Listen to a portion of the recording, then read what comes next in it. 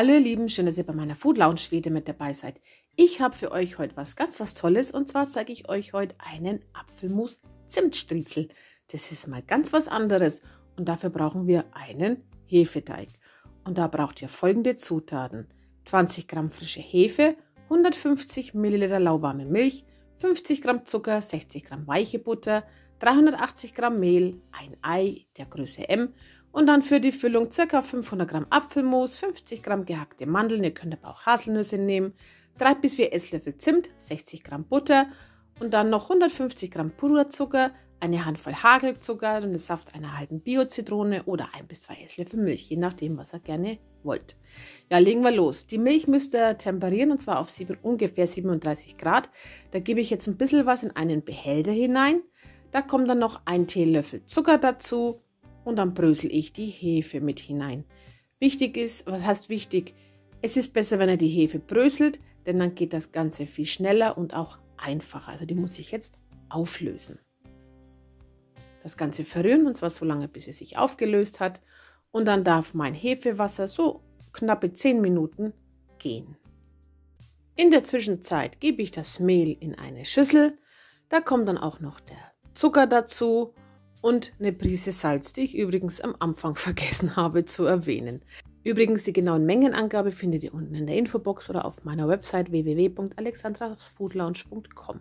Ja, in der Mitte kommt jetzt eine kleine Mulde hinein und da gieße ich das Hefewasser dazu.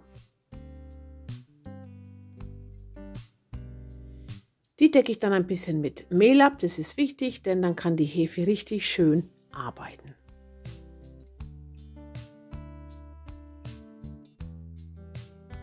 Jetzt darf der Teig 15 Minuten gehen. Und so sah er dann aus. Also er hat richtig schön fleißig gearbeitet. Perfekt einfach. Jetzt kommen noch die restlichen Zutaten dazu. Das war jetzt die Milch, die ist unterdessen kalt, aber das macht überhaupt nichts aus. Dann das Ei und die weiche Butter. Bitte achtet darauf, dass die Butter Zimmertemperatur hat. Ja, und das Ganze verrühren wir jetzt einfach so lange, bis wir einen schönen festen Teig haben. So sah er dann aus, noch ein bisschen klebrig, das macht aber überhaupt nichts, denn den knete ich jetzt nochmal mit der Hand durch. Und dazu gebe ich einfach ein bisschen Mehl auf eine saubere Arbeitsfläche, lege meinen Teig darauf und verknete ihn einfach mit den Händen. Und zwar so lange, bis er richtig schön glatt geworden ist. Ja, man sieht es ja ganz gut, es ging jetzt eigentlich ratzfatz, dass dieses Klebrige schön geschmeidig wurde. So sah es dann aus. Der kommt jetzt nochmal in die Schüssel, gebt vorher aber ein bisschen Mehl dazu, Teig hinein, Tuch drüber und dann lasst er ihn gute 2 Stunden gehen. Und so sah er dann aus. Also die Masse muss sich mindestens verdoppelt haben. Und der ist richtig schön fluffig, also richtig toll. Das ist ein richtig toller Hefeteig. Der kommt jetzt nochmal auf eine Arbeitsfläche. Mit ein bisschen Mehl wird nochmal durchgeknetet. Ich mache das immer so einfach so von innen nach außen ziehen, so dass ich so richtig schön Luft hinein arbeite. Dann müsst ihr ihn ausrollen und zwar so eine Blechgröße. Was hat ein Blech? So 40 mal 30 cm ungefähr.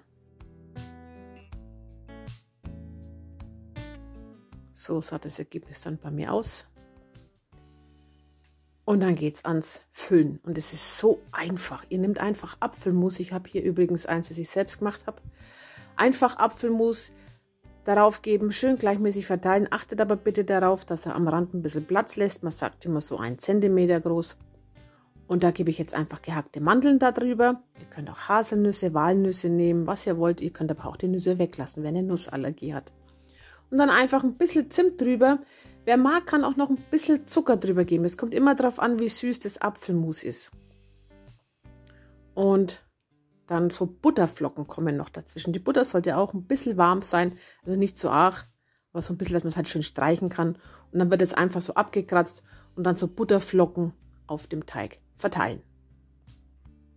So sah das Ganze dann aus und jetzt geht es ans Einrollen. Und zwar von der längeren Seite einrollen nach oben einfach. Ist ein bisschen eine klebrige Sache mit dem Apfelmus, aber es ist nicht alles immer perfekt. Ich möchte ja einen Kranz haben und deswegen habe ich hier eine Frankfurter Kranzform. Die müsst ihr jetzt nicht unbedingt kaufen. Ihr könnt auch eine ganz normale Kugelhopfform nehmen oder einfach einen Kreis auf einem Backblech legen mit dem Teig. Also das ist ganz einfach. Wenn ihr eine Form benutzt, müsstet ihr aber vorher vorbereiten. Entweder ihr sprüht sie aus mit Backtrennspray oder ich habe jetzt mit Margarine und Semmelbrösel ausgedeckt. Dann geht es weiter mit dem Teig. Den muss ich in der Mitte einmal durchschneiden. Schneidet ihn aber nicht ganz durch. Also lasst oben noch so einen Zentimeter Platz. Einfach durchschneiden. Und dann müssen wir den einflechten wie einen Striezel. Also einfach, wie sagt man so, eine Seite nehmen und über die andere legen. Und so geht es immer weiter. Das wird jetzt aber auch ein kleines bisschen schmierig, muss ich sagen, durch das Apfelmus. Aber das ist alles halb so wild. Also einfach nehmen und übereinander lappen. Und dann ganz schnell in die Form legen. Einfach rein damit, egal wie. Und ein bisschen zurechtformen. Und dann darf er da drin nochmal gut 30 Minuten gehen. Also deckt ihn ab und lasst ihn 30 Minuten gehen. Und dann darf er bei 175 Grad so gute 30 bis 40 Minuten backen. Nach dem Backen sah es so aus. Bitte in der Form auskühlen lassen und dann könnt ihr ihn ohne weiteres auf einem Kuchengitter stützen. Dann geht es weiter mit der Glasur. Also ich habe mich für eine Glasur entschieden. Einfach Puderzucker in eine Schüssel geben und ein bisschen Zitronensaft. Es steht zwar am Anfang den Saft einer halben Zitrone, aber den braucht er nicht wirklich. Es kommt immer darauf an, wie viel Guss ihr drauf haben wollt. Ich habe jetzt nicht ganz so viel drauf gegeben, einfach bloß solche Streifen darüber. Ich habe lange überlegt, mache ich es ganz oder nicht. Nee, das war eine gute Idee, dass ich einfach bloß auf Freizeitwerk gemacht habe.